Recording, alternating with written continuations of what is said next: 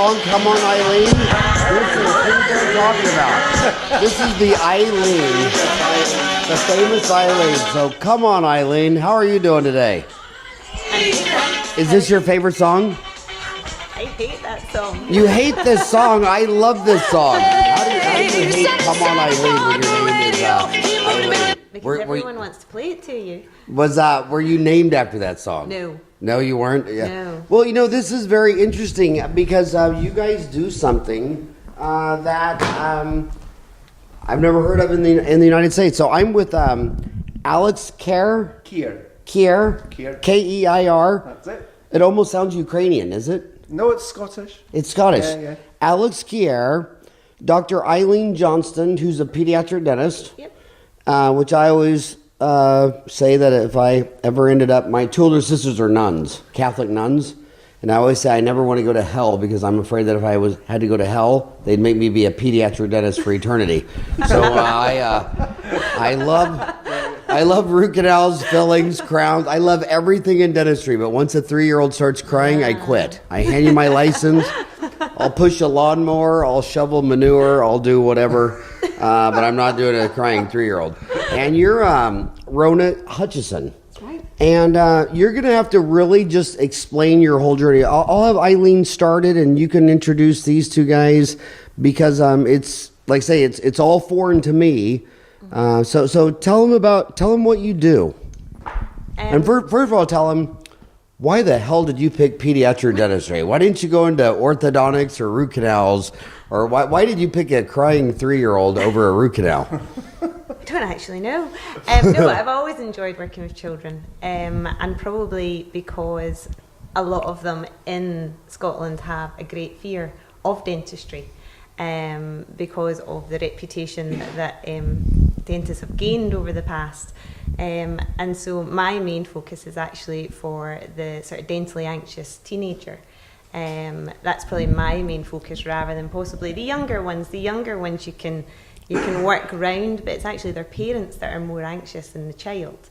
And they're the ones that are giving the child the sort of negative emotions to carry on through. So it's trying to gain the confidence in the parents and the children, but also trying to change the teenagers from their phobic beliefs into being able to carry on with dentistry in an easier fashion. And that's why I started researching and looking into this cognitive behavioural therapy, which is basically... would you call CBT? CBT, yeah. Cognitive behavioural therapy. Yeah. And basically it's a psychological tool to allow an anxious patient to get over their fears. Help. In essence, help. They'll probably always have that slight anxiety, but it's to actually help them to cope with going to the dentist and find coping mechanisms rather than having to rely on sedation and other pharmaceutical methods for dentistry. So myself, I went and on a course on it, and 2 of the Lothian dental nurses have also been on this course as well, and they probably carry it out more than I do at the moment because their service has a CBT service. We do an awful lot more, but for adults, we're not really focused on children as yet, although that might come in the future. At the moment, it's just predominantly for adults with dental anxiety. In Lothian, we've got the DAMS, as we call it. It's the Dental Anxiety Management Service, which is National Health Service run, and we've been treating anxious patients for many, many years, mostly under sedation or through pharmacology, I guess. There's not been this kind of psychological input before, specifically from dental nurses also.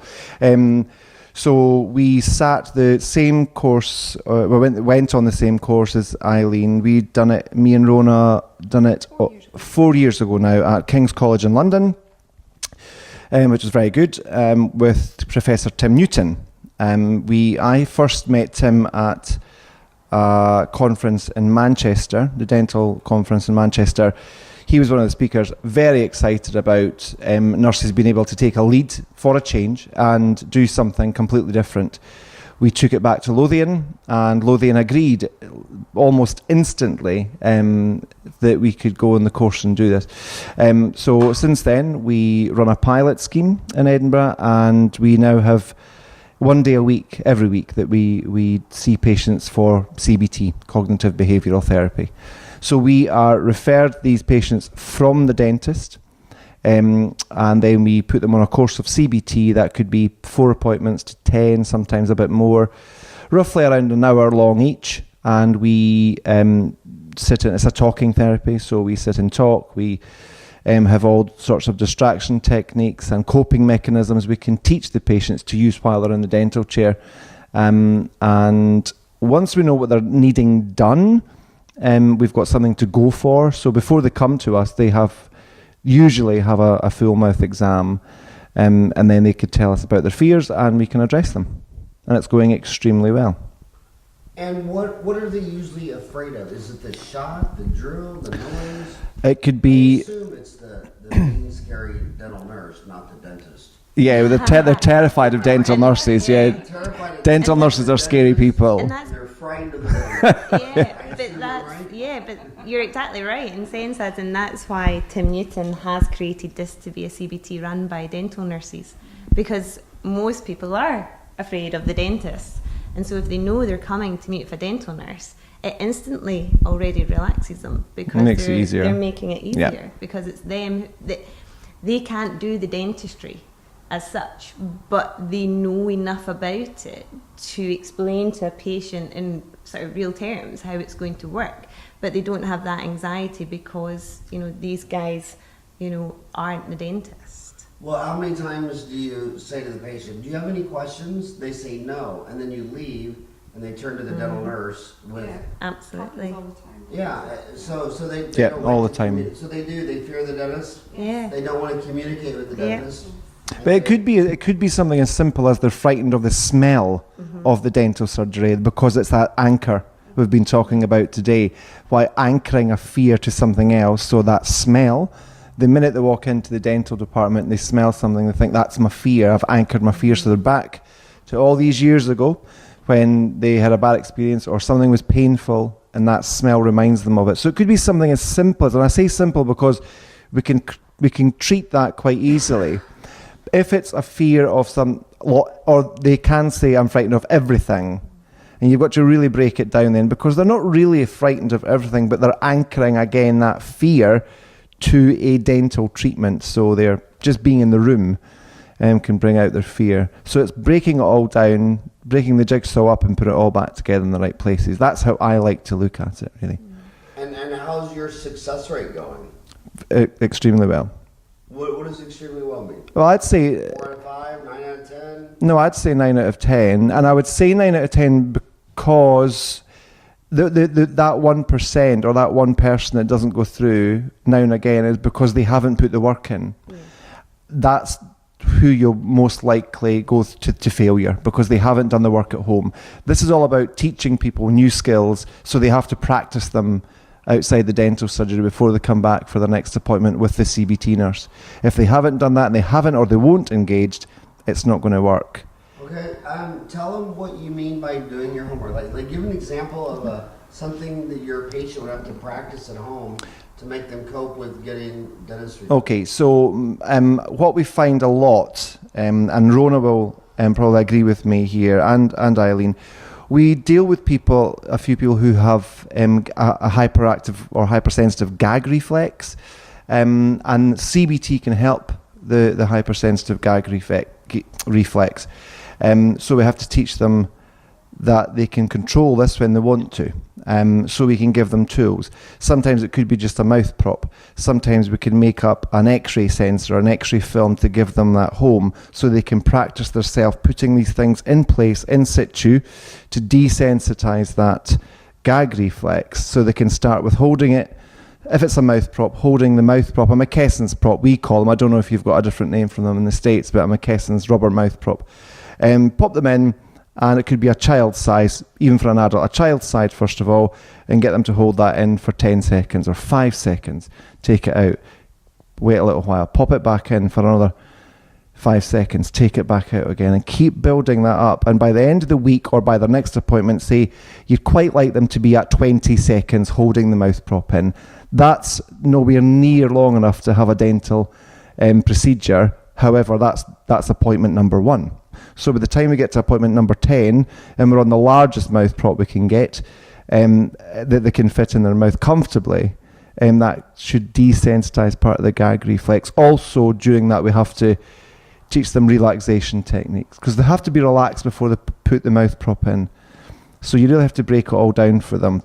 So what was the alternative before? What was the alternative before CBT, cognitive behavior therapy, started? Just taking them to the hospital and doing sedation. So is this kind of you're trying to get away from that, because sedation? Dentists don't like to talk about it, but sedation is dangerous. Of course it is. Especially for kids. Yes, and so is general anesthesia. And that's So this is what you're trying to avoid. Absolutely. Thank you. So, it was really, we felt that although we were running a dental anxiety management service, we weren't really tackling the anxiety element of that. So we were managing to give people treatment who were afraid, but we weren't actually tackling the anxiety. So we were just sedating them, doing their treatment, but of course they wouldn't then remember how well they coped.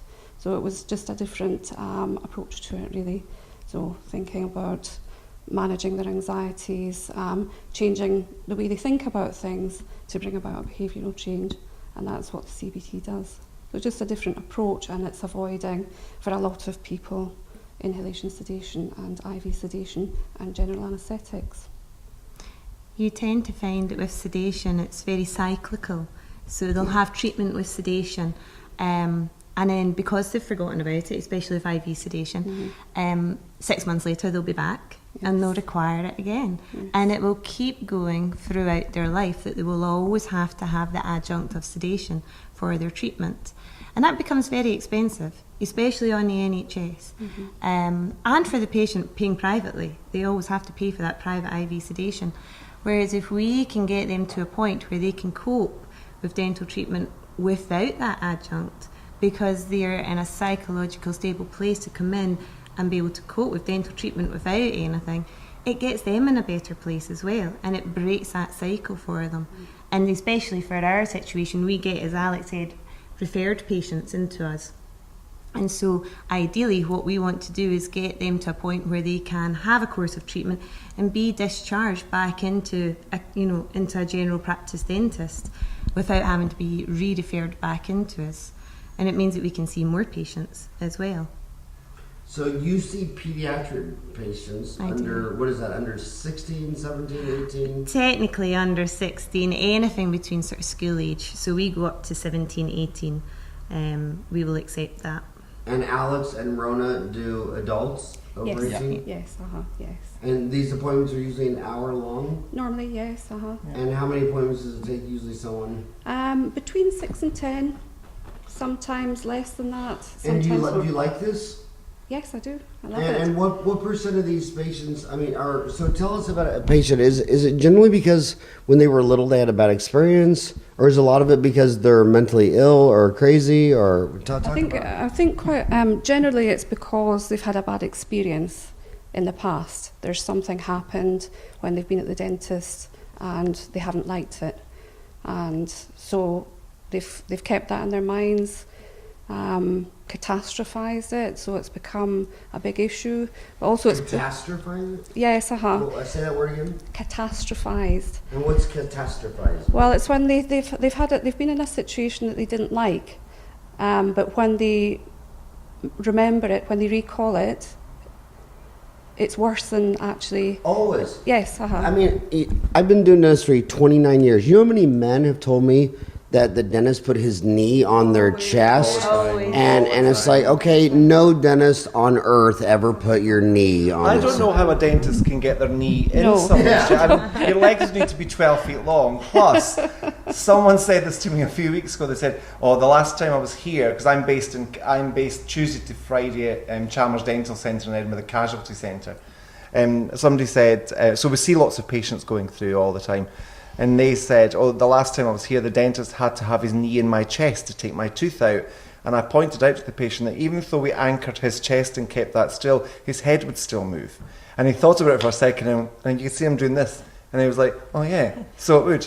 So, it wasn't to keep, I think he thought it was to keep him stable so that he didn't move when the tooth was coming out. So, but these things get passed on, I think we all feel the same. They get passed down, Yes. they get passed out between friends, they get passed down generations, that the dentist had their knee in the chest. And Or it hurt. it hurt. They were strapped to the chair. The pliers. They ripped the tooth out. We didn't do any of that at all. We're just simply removing it. That's called catastrophizing. Catastrophizing. So they're making a catastrophe. Oh, like a catastrophe. Yeah. So catastrophize it. Yes. So humans exaggerate bad things. Oh yeah. So you're saying my ex wasn't really that bad? Is that what you're telling me? Interesting. I'm exaggerating that. So, but you're having luck with this because the thing that if you go in Dental Town, there's 50 categories. Root canals, fillings, crowns. When you go to anesthesia, I mean, you scroll down. There's so many deaths of pediatric children. I mean, there's one in Hawaii. There's been a half dozen in Texas. There was just one recently in Florida, and I don't see the American Dental Association or the organized dentistry. I don't see them really going after this. And if you don't clean up your own mess, you're going to invite another group to come in, and that's what seems like kind of what you're doing. You're not trying to sedate the problem. You're trying to cure the problem. Like, Yes. why does this person need to be sedated every time they have Absolutely. routine dental Yeah. work? That's Absolutely. This pretty. is what we're trying to So you need to come over and do this in America. Okay. Invite us. We'll be there in a shot. I'll come and work for you. Not a And problem. I think Right also, on. I'm excited. I'm there. Yeah. I've packed already. My bag's Okay. Because I think there's a huge market for this. yeah, dental anxiety management is huge, and hence why Dr. Mike Gow has produced the International Society of the sort of dental anxiety management to allow each of us to work together and give concepts to each other that will actually help each patient, because we're all learning, and we're constantly learning new ideas and new behavioural management techniques, and even just from today, sort of new language to use, and different things. So I'd also encourage people who are interested in managing dental anxiety to go on to Dr. Gow's site that is What's the www? it's www.isdam.com. International Society for Dental Anxiety Management. ISDAM. www.isdam.com. Yep, and that's the International Society of Dental Anxiety Management. Yep. And what I think is interesting in dentistry, like I've never heard anyone in 30 years say, when I tell me they need a crown, they say, well, you know what really means the most to me? I want it in the same day. And you never hear that, but a dentist will run out and spend $150,000 for a milling machine to make a same-day crown. But half the patients you tell me I need a crown are afraid. I mean, the two big fears are pain and cost. And when I tell you need a cost, you're the half that says, well, how much is it? What will my insurance pay? I don't get paid till Friday. Do you take my credit card? The other half are like, well, are you going to give me a shot? Can you knock me out? Is it going to hurt? I mean, so this is a 10 times bigger market than computer-aided dentistry, computer-aided manufacturing. I mean, this is huge in dentistry. When you think about it in realistic terms, you're teaching people some new coping mechanism. That's all it is. You'll never make them like going to the dentist. Very, very few people after their CBT treatment will say, I love going to the dentist. That's not going to happen. We have to be real. It's not the object of it. The object of it is we're trying to get the balance right. they're never going to like it. That's what we have to get into. Yes. We have to explain this to patients from the first time. They're never going to like going to the dentist. But what we're going to do is hopefully, if they engage and do their work, we'll give them coping techniques, distraction techniques, and it should be an awful lot easier.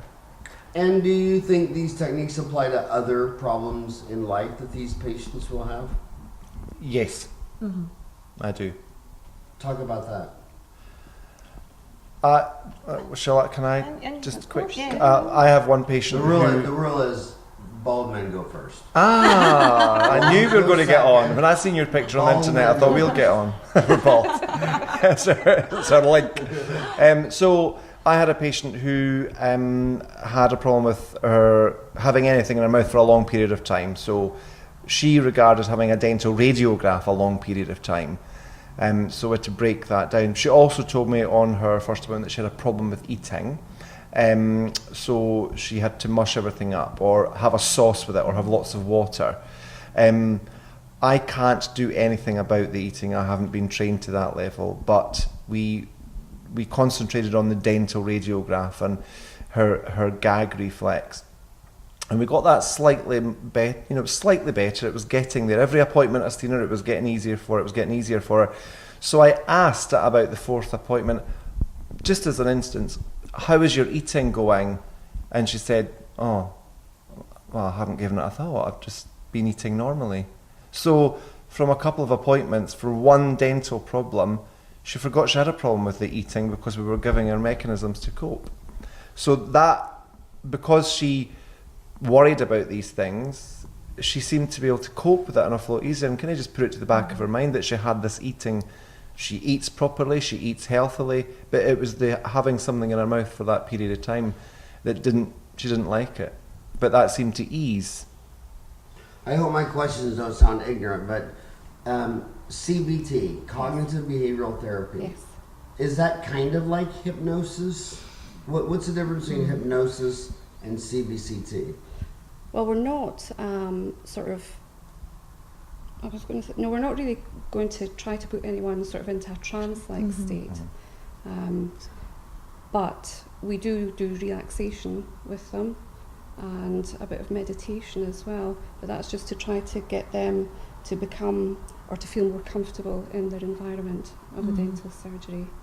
So yeah, it's different in that aspect. So we're not trying to get them into a trance-like state. And then so it sounds like the goal is trying to cure the anxiety Yes. instead of just sedate the anxiety. Yes. Yeah. But is part of your protocol also like inhalation gas like nitrous oxide or a pharmacological pill like a Valium or Triazolam or Ativan or? Well, I mean, we can, but we're actually in discussion about this at the moment because we have different ideas at different times about it. So it's at the moment undecided whether, at the moment what we do is we will take referrals for people if it's felt necessary to do a bit of CBT with a view to having inhalation sedation for their dental treatment. But ultimately, Nitrous oxide? yes, but ultimately our goal is for that patient to manage without any type of sedation. And how often do you hear a patient start talking and you just have to draw the line and you just hit them over the head with a shovel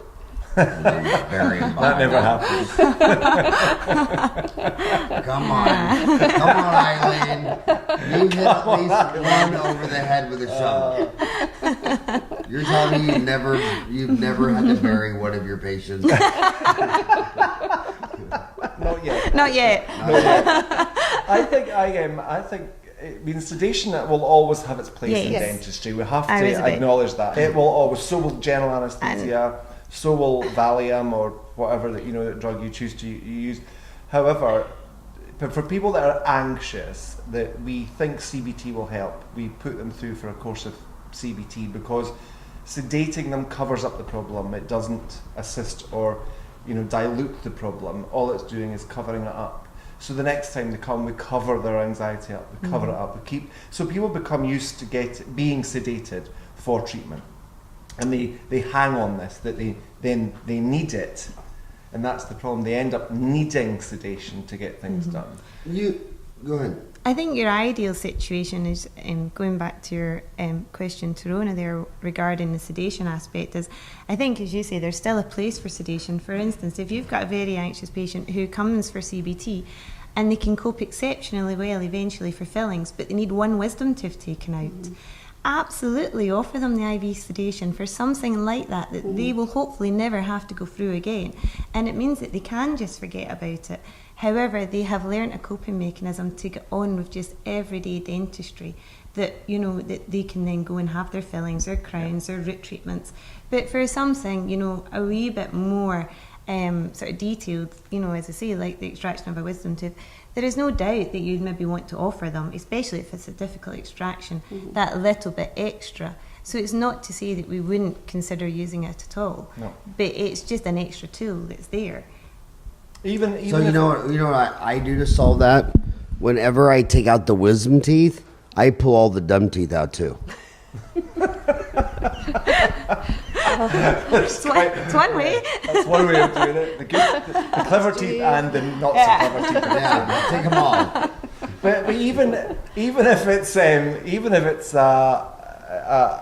you know, the person's got a needlephobia, so to sedate them, we'll need to have a cannula in. Yes. So if we can have some CBT to get over this needlephobia, so they can be cannulated to have sedation, then we've done our job. We've done some CBT for the patient to help them achieve that goal. But that shows you how complex the human mind is. Because in my 29 years, the people who have the most needle phobia are sleeved with tattoos. Yeah. Their And nose earrings. is pierced, 6 earrings, your belly button's got a chain hanging out of it. Yeah. And I'm like, It's a how did you control. get, It's how a did you different get your thing. arm sleeved Yeah.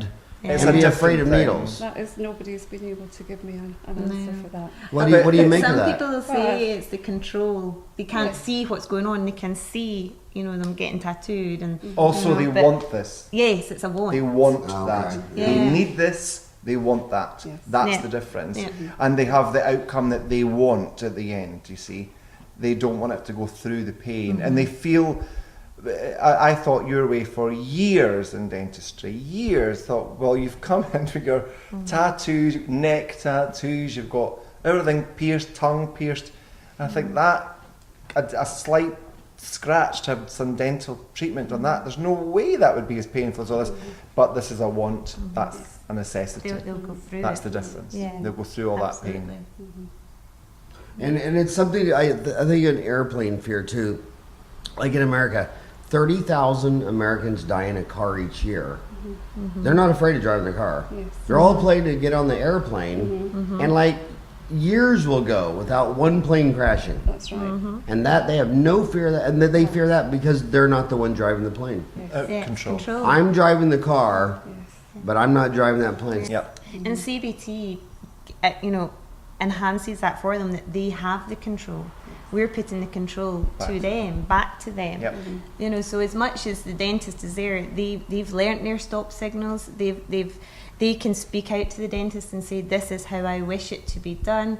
You know, this is a tooth I want to start on. You know, it gives the patient control, and that's what they're looking for a lot of the time. So how does a dentist give the patient more control?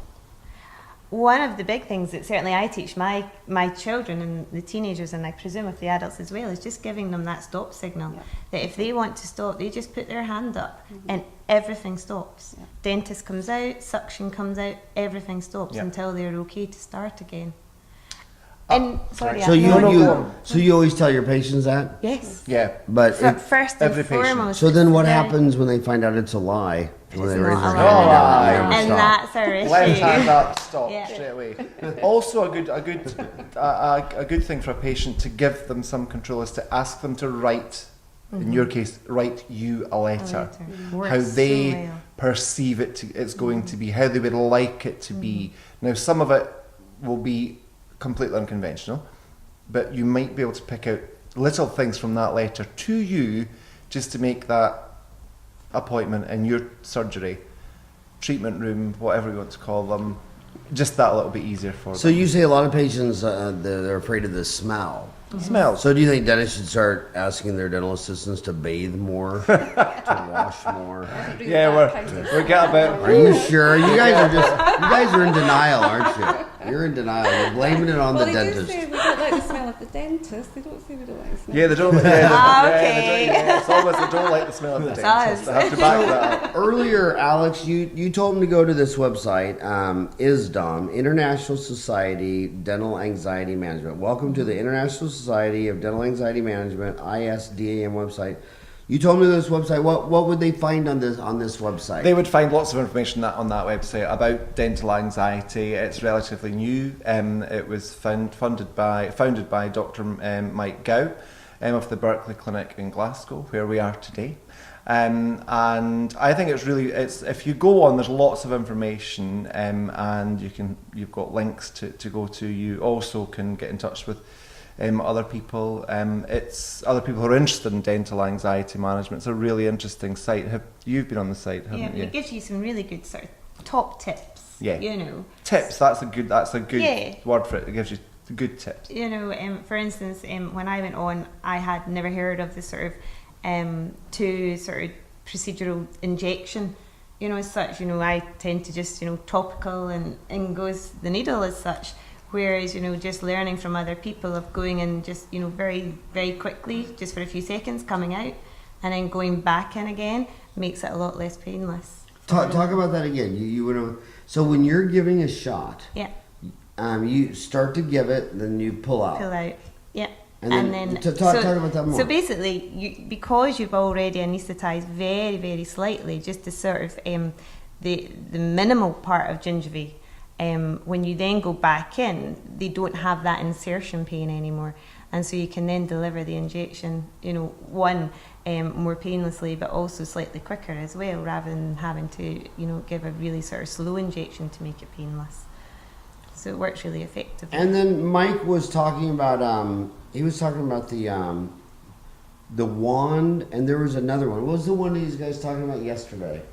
But anyway, the wand works well. Do you have the wand? I do, yes. So the wand is basically just a computerized injection as such. So it looks nothing like a typical dental injection. It literally looks like a plastic straw. Best way to put it. And basically, you turn it on as such, and it will deliver the local anaesthetic at a very, very slow rate. And rather than it being you that is controlling it, it's the computer that actually controls the injection rate. It was the Quick Sleeper. Oh. The Quick Sleeper, made in the UK. Have you heard of that? No. Not heard. There was kind of another. It was made by General Medical, the Quick Sleeper. But so how? If you gave 100 injections, how often would you use the wand? Because we've just started. We've just got it within Greater Glasgow and Clyde, and our colleagues are now using it near enough for every patient. Now. So you're using it every patient. Yeah. And it's amazing because you know, these dentists, they'll take PPOs because they know price is so important. 82% of American dentists take PPO. It's a discount fee plan, a preferred provider organization where you've agreed to lower fees, and it's significant. It's like 40%, and 82% will do that. But fear is just as big as money, and they don't really seem to. It's like, I'll give you a 40% discount on your dentistry, but I'm not going to buy the wand, or I'm not going to do CBT. Cognitive behavioral therapy, or I'm not going to study anxiety. But one patient out of every 10,000 will say, I want it the same day, and they'll buy a $150,000 CAD cam. So this is a huge part of the market that people need to address. The other thing I've noticed about this is people on their website who really draw attention to anxiety and phobia and that stuff, they always tell me they have patients that are driving an hour away. Did you see that too? What, they come from a long distance? Yeah, they come from a long distance to see the dentist. Not really. We do our CBT clinics and our sedation clinics in various sites in Lothian. So we're usually able to offer a treatment site for somebody quite close to the home. Nice. But I have heard of people driving for a long time because they want to see that specific dentist due to fear. Because they've had a good experience, they want to keep living that good experience, so they'll spend an awful lot of money and they'll spend an awful lot of time travelling to see that one particular person, because on their first appointment and they had an injection, they didn't feel it so much as the previous dentist 20 years ago. So you're talking to a lot of kids. They're just podcasters are young. They're not 53 years old like me. They're usually still in college or they're under 30. They're coming out of school and there's so much to learn. I mean, they come out of school and they think, God, I'm supposed to learn Invisalign and placing implants and CVCTs and all these things. What would you tell them about making time for learning about dental anxiety? Personally, I would probably prioritise it, purely because the number of patients out there who have any kind of dental fear, most people will have a slight anxiety about going to the dentist. Let's be honest, as Alex said, no one enjoys going to the dentist. So to me, it's a practice builder. If you can spend a little bit of time on the first visit to make that patient feel at ease and to make them feel less anxious, that patient's going to come back. That patient is going to trust you to then carry out any kind of dental treatment that they will require in the future. So to me, it's a biggest practice builder than most other things. You know, all dentists can claim they can be good at root treatments. All dentists can claim they do the best crowns. The patient doesn't actually know what's going on in their mouth. But if they feel comfortable sitting in your chair, and if they feel that they've gained your trust, or their trust, I should say, they will return to you. And how do you when you meet a new patient, a complete stranger, how do you try to earn their trust?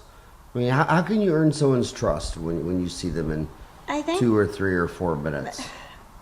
From me, from a child and teenager perspective, it's actually just getting to know them, getting to know them personally. What does worry them? What would they like it to be like? And what can put them at ease. It's probably maybe slightly different from adults. Yes, I think, you know, what we're being taught today in the course we're at, this rapid rapport, and trying to get patients to relax very quickly and be comfortable with you. It's, you know, they're coming into a place they don't want to be in the first place. They're coming to this cognitive behavioural therapy run by, you know, being done by a dental nurse. This is new. It's new. It's still new to us in Scotland. It's new to the patients. So everything's new. So when something's new and you don't know what to expect, you are going to be nervous. You're going to be anxious. So it's trying to get them to relax and trying to get this rapid rapport going with them, with your patient, so that they'll settle quickly and you get trust. And it's difficult to get trust from somebody that doesn't want to be there. But it's building that, and the more we do CBT and the more we see the same patient, as in anything, you get to know the patient better, they relax a bit more, and you're teaching them new things. So it's difficult, but to say this is what we do to you know, relax a patient on their first visit, but I think it's down to trust and rapid rapport.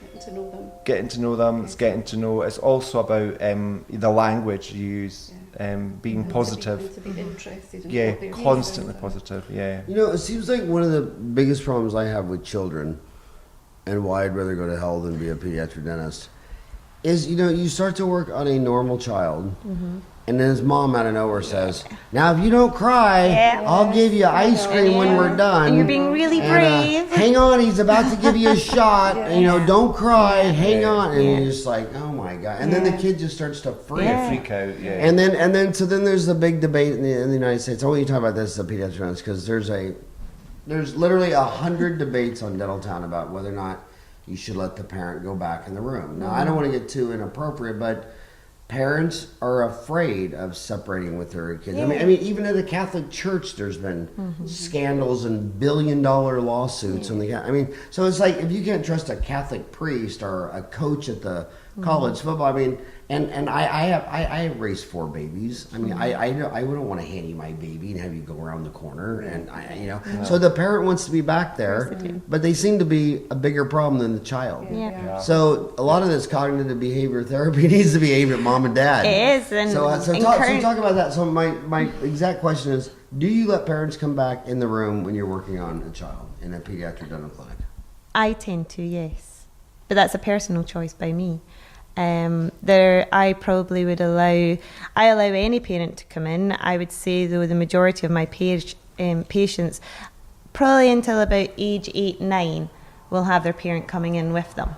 After that, a lot of the time the parents will choose to stay out in the waiting room and allow them to come in So themselves. you're saying it takes a child about 8 or 9 years before their parent doesn't even care if they die or not. They're like, you know what? 9 years of you. I hope you don't make it through this appointment. I personally, if it was my child, I'd still be in there at 8 and 9. But it's actually teaching the parent to do a little bit of CBT themselves, and for them to learn that actually it's the dentist and the patient that's the focus. It's not the parent.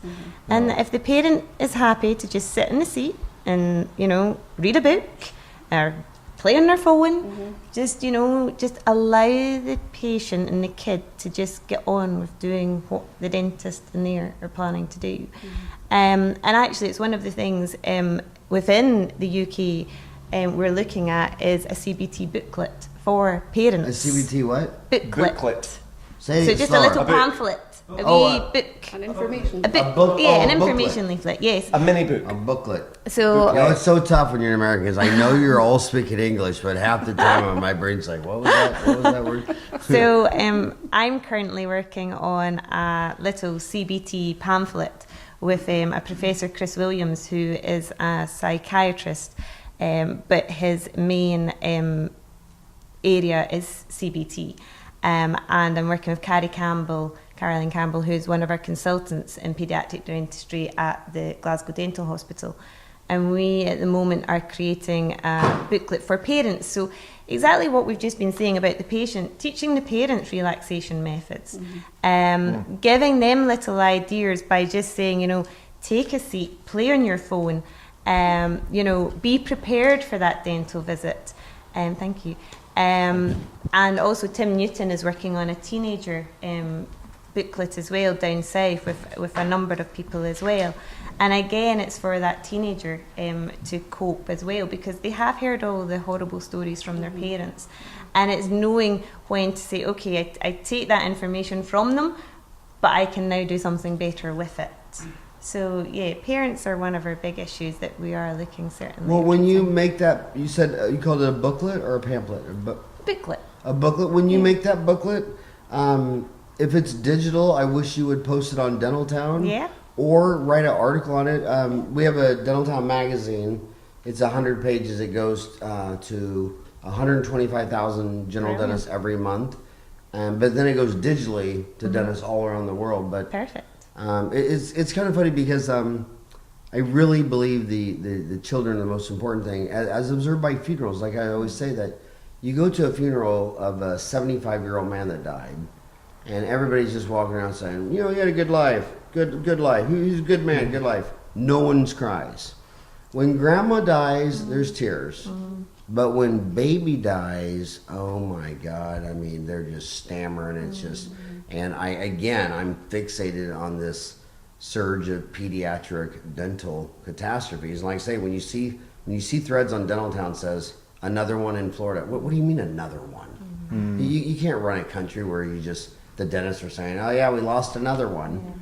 I mean, this is going to end very badly for the profession of dentistry, and what you're saying is so profound. The dentists are just sedating them; they're not going in and treating the fear. No. And the human mind is so complex, and I doubt. And another thing I want to say about hypnosis, like so dentists are so quick to disregard something, even though they know nothing about like Alzheimer's, like autism. Okay, nobody knows why it's going up so rapidly. I mean, it's up to 1 out of 92 children. But if you say, well, do you think this causes it? Oh, hell no. It's like, well, what do you mean hell no? You don't know what causes it. So why would you say hell no? And then when you say something like hypnosis, a lot of dentists say, oh, that's quackery. Okay, well, hey, so you don't know anything about it. You don't treat anxiety.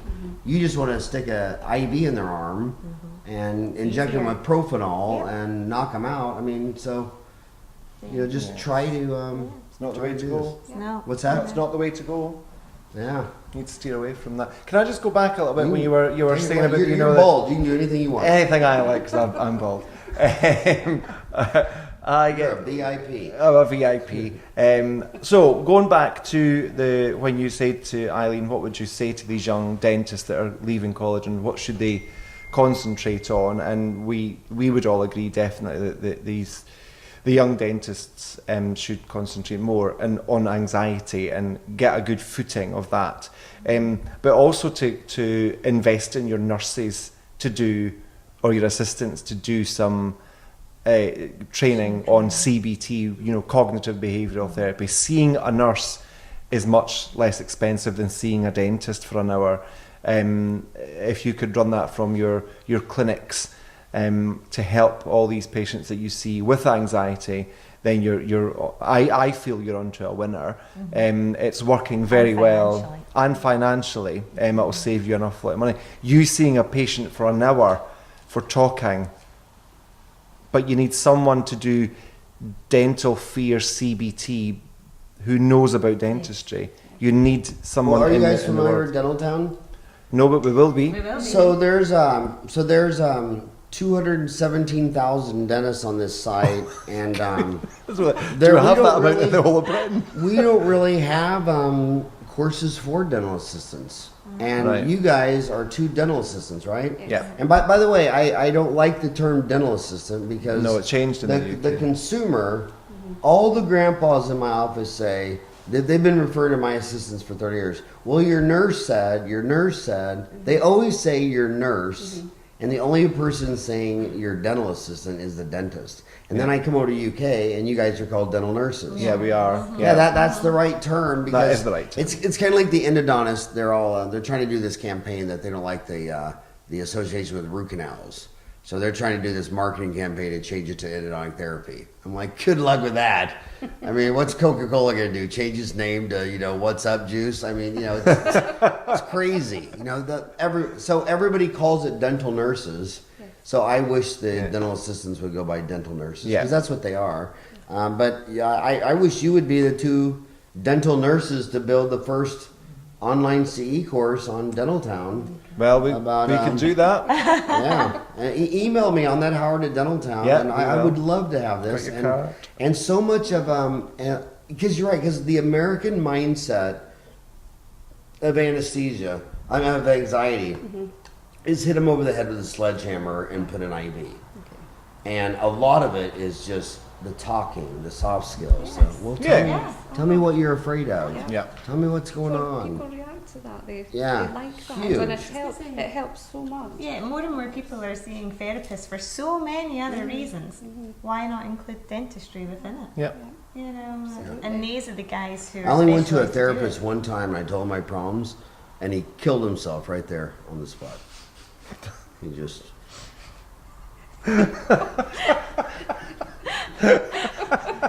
Yeah.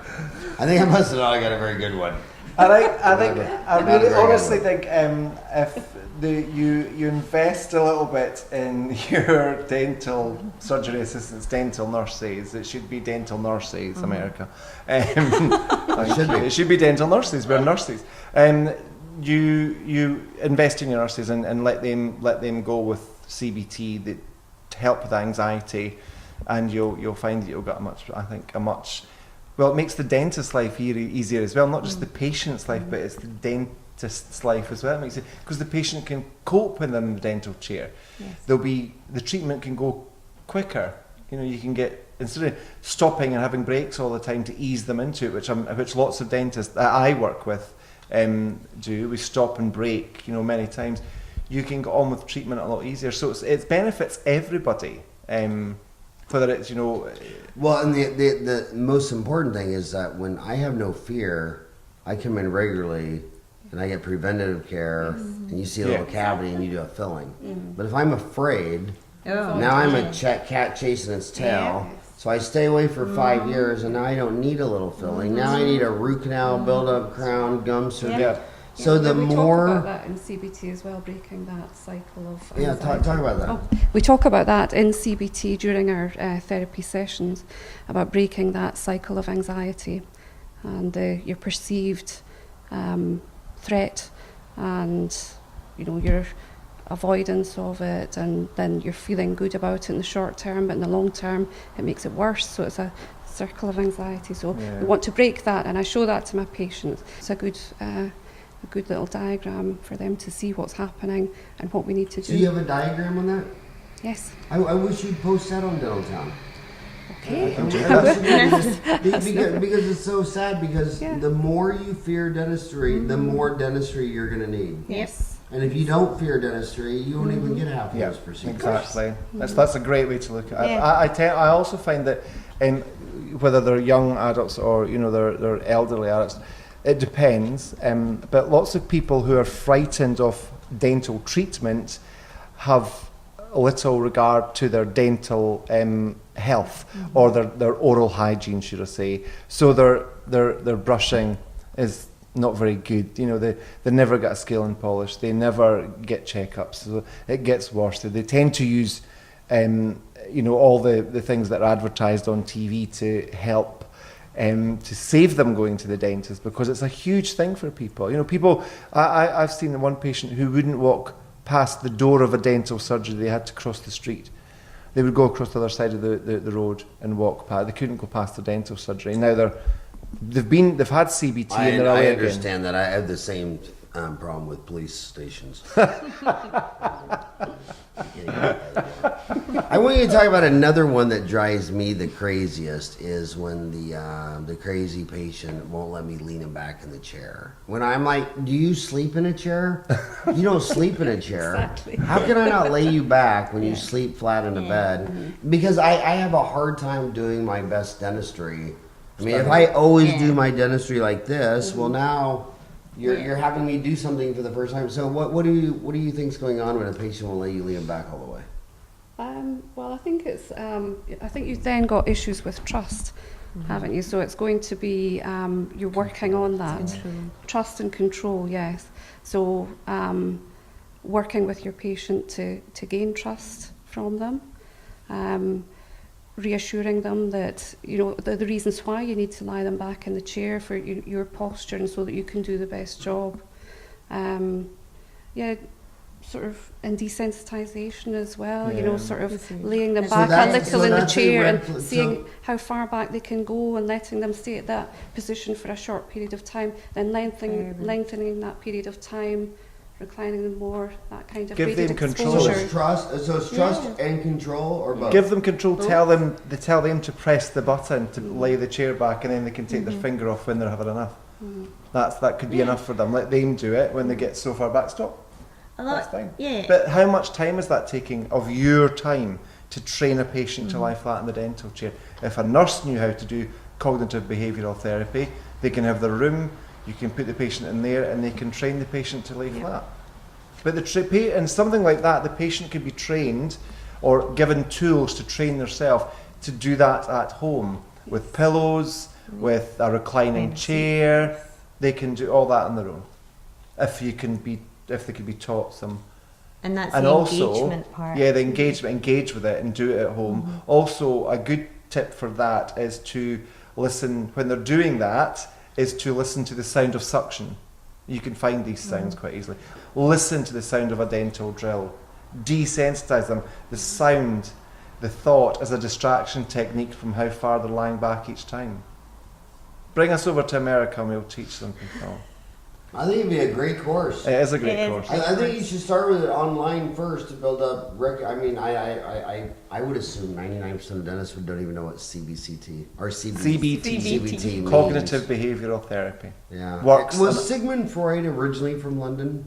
Sigmund Freud, was he from London? Where was I know Freud his from? grandson was, but I'm not very sure of Where was Freud his son from? was. The thing is, America will know about CBT because it is. Yeah.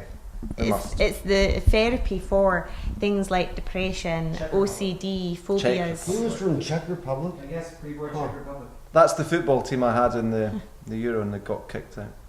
Yeah, well, again, I think good businessmen or businesswomen are always trying to create a supply of what customers are demanding. And I always see dentists a lot of times spending a lot of time to create a supply of something that there's no demand for. And sometimes you think they're just chasing the tooth fairy or riding a unicorn. And this market that you talk about is enormous. And the other one is price. And like I say, they know the price because 82% of them signed up for PPOs. In Scotland, you know, half these dentists signed up for the NHS. So they're aware that price is powerful. Yep. But I think after price, this is the biggest market to be addressed. Yep. And then they'll go say, well, I want to go learn, you know, sleep apnea or TMJ or TMD or same day crowns, or I want to get a laser. And it's like, well, how big is the laser market compared to The dental anxiety? Yeah, I mean, exactly. what would that be? A rounding error? Yeah, I mean, it'd be a yeah. decimal point. Yeah. So this is just a huge market, and it's also I have a lot of empathy and sympathy. I mean, it must be horrible to have to do something that scares you. Yeah. I And because it's a necessity, it gets to the point where you're having so much pain, and pain is a different thing. We know that pain will make you do something that you don't want to do, because the benefit always outweighs the risk, doesn't it? To get out of this amount of pain, you can't sleep, you can't eat, and everyone tells you when they've got toothache. Even female women that have given birth to 2, 3, 5, 7 children, toothache's still worse than childbirth. That's what I hear all the time. I know they always say to me, I'd rather give birth to a baby than have you work on my teeth. Yep. And I say, okay, well then I'm going to change the position of the chair.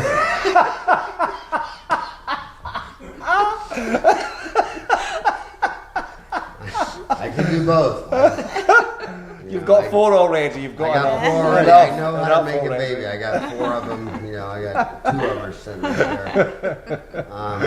So I think. So is there any other aspects of anxiety? We've talked about nitrous oxide. We've talked about the wand. We've talked about the website.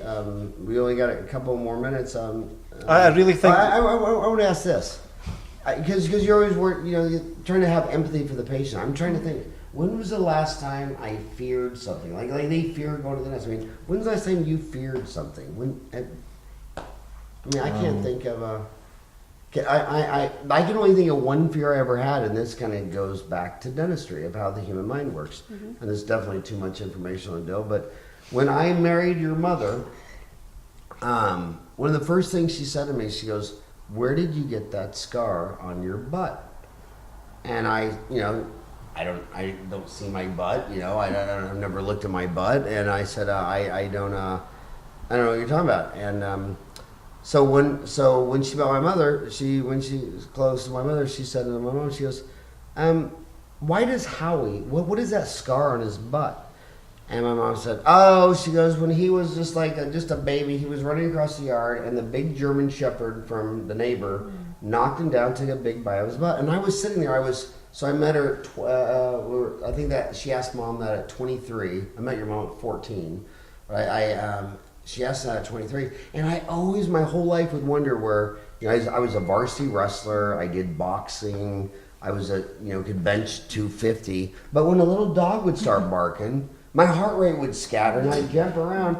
And a lot of times my roommates would say, dude, that dog weighs 3 pounds. And I'm logically thinking, well, I know it's a little dog that I could beat up, but why does it have that effect on me? And hell, I was 23 years old before I realized that I had a bad childhood experience with a dog that I didn't even remember.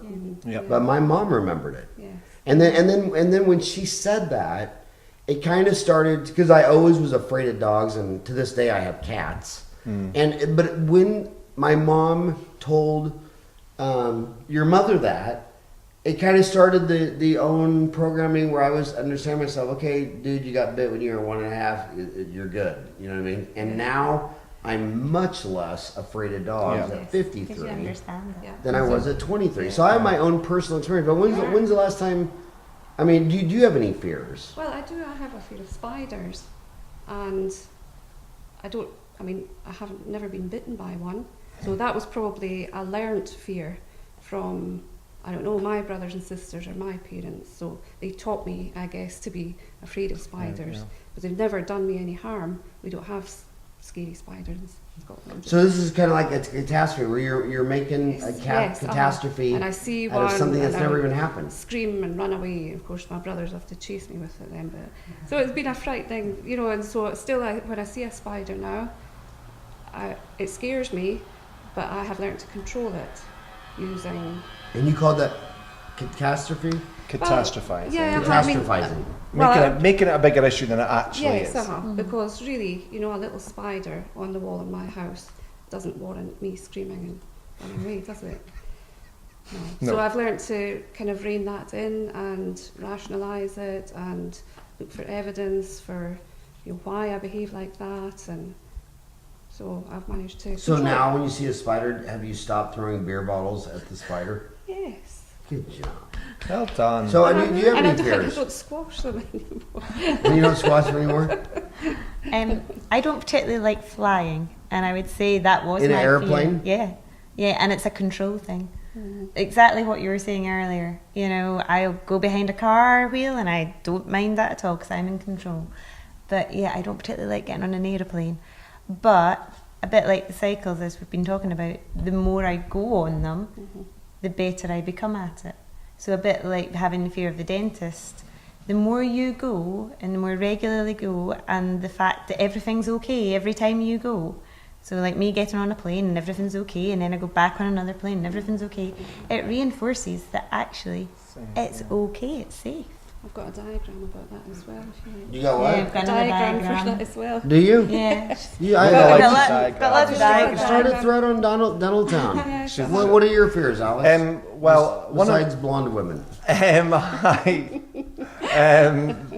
One of my biggest fears in life was, at one point, and for a huge amount of my life, I was dentally phobic. I would not go to the dentist. I refused to go. I was made to go when I was a child. It was never a good experience because we were given general anaesthesia. It was a black rubber mask that went over your face. It was a horrific feeling. You were waking up with blood and being sick and awful and having a scarf wrapped around your mouth to go home, and it was just this instilled terror in my head. So when I was old enough, I decided I don't have to do that anymore, so I didn't.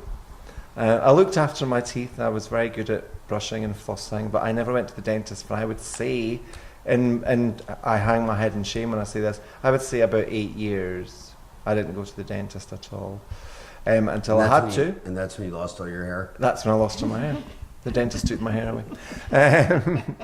So they said, it was when I had pain, so I had to go, and I went to see my friend's dentist, who was very nice to me, and then I thought, actually, I quite liked that appointment. It wasn't that I disliked it. I didn't not like the dentist. He was a nice chap. He gave me some numbing gel. He gave me an injection. He gave me a filling, and I felt nothing. But I still relived every time the suction came out, every time the drill came out. I relived that terrible time when I was a child. And through that one appointment, and him bringing me back every week to get a little bit done, I've never been out the dental chair since. It's been great. And now I work in dentistry. That's something I never thought I'd ever do, because I couldn't, as I used to say, I hated the dentist. It wasn't the dentist I hated, it was just the dental treatment. I have an anxiety where every time I see a penguin, I get traumatized, but that's because it reminds me my two older sisters are nuns. So I just walk into the zoo a little bit, then I leave, and I walk a little further. You have to CBT the zoo. I haven't been able to walk all the way up to the penguin yet. Well, it's a goal. You have to achieve that goal at one point. Well, congratulations to all you do, because humanity. Like I have more concerns about my 4-year-old granddaughter than I do my 80-year-old mother. You know what I mean? And the children and. It's all about the children. It's all about the future. I mean, that's what our species is about. We don't survive as an individual. Yes. We survive as a species. And the old people are recycled, and the new ones come in, and to sit there and have their brains be healthier and go into dentist and see dentistry. And that's all I tell every dentist. My only two goals for dentists: I want to be happy and healthy. Yep. And I live in Phoenix, and at least about 3 have committed suicide every year since I've been there for 29 years. I mean, it's every year. There's about 3,800 dentists there, and it's just every week you hear of another one. So it's just like, I want to be happy and healthy, and I believe a lot of a dentist's stress is this: when I'm working on you, and you start to hang onto the chair and you're arching your back, whatever, I notice that I'm not breathing and my heartbeat's going up. Yeah. And over the years, I've gotten intuitive. I've learned to get intuitive that if I start like holding onto the drill like that and my heartbeats are going up, it's realized, okay, dude, it's not you. That you're feeling the patient. Yeah. And so I didn't know this when I was a little kid. I didn't know this when I got out of school, but you know, when you start to feel stressed, you're just responding to this human next to you feeling stressed. Yes. And you need to slow down, stop, you know, and relax. And dentistry is a hard profession. It's a lot easier to clean toilets. Very stressful. Yeah. It really is. It'd be a hell of a lot easier to be a plumber than a toilet. You know what I mean? So we went to school 8 years so we wouldn't have to clean toilets. And now we're realizing the guy cleaning toilets has a lot easier job than we do.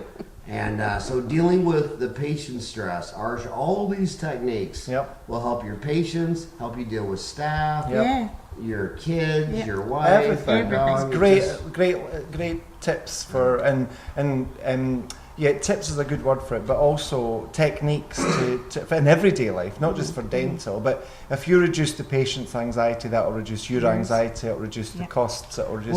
We'll do some online. Introduce us to America. Yeah. We will. It's a big country. But also, people need to go into the www.isdam.com. Well, we can't say that is damn because that's profanity. We don't cuss on this show. Isdam. And we're not saying damn. Not on Dentistry Uncensored. We don't say damn on my show. But it's isdam. ISDAM. ISDAM.com. That's a damn good website. Okay, well, thanks Thank for being you on so the much. show. Thank you so much. Thank you. It's been a And privilege. thank you for being a pediatric dentist so that I don't have to. Eileen. If it wasn't for people like you, I don't know what the hell I'd do with my kids.